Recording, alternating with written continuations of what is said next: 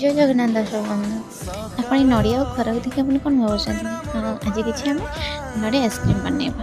ନଡ଼ିଆ ଆଇସ୍କ୍ରିମ୍ ପାଇଁ ପ୍ରସ୍ତୁତ କରିବାକୁ ହେଲେ ଆମକୁ ନଡ଼ିଆ, ଚିନି, କ୍ଷୀର, କାଜୁ, ବାଦାମ, ଅମୁଲ, ଗୁଜୁରାତି ଏତିକି ଆମକୁ ଦରକାର।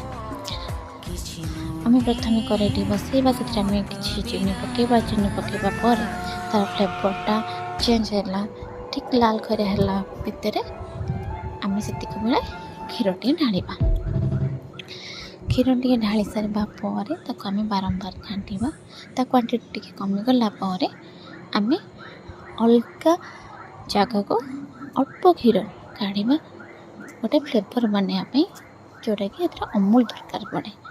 ଅମୁଲ ପକାଇ ଆମେ ତାକୁ ଘାଣ୍ଟିବା। କିଛି ସମୟ ଘାଣ୍ଟି ସାରିବା ପରେ ଆମେ ସେଥିରେ କରେଇରେ ଯେଉଁ ଅଛି କ୍ଷୀର, ସେଥିରେ ଆମେ ଗୁଜୁରାତି ପକାଇବା। ତାକୁ ବାରମ୍ବାର ଘାଣ୍ଟିବା।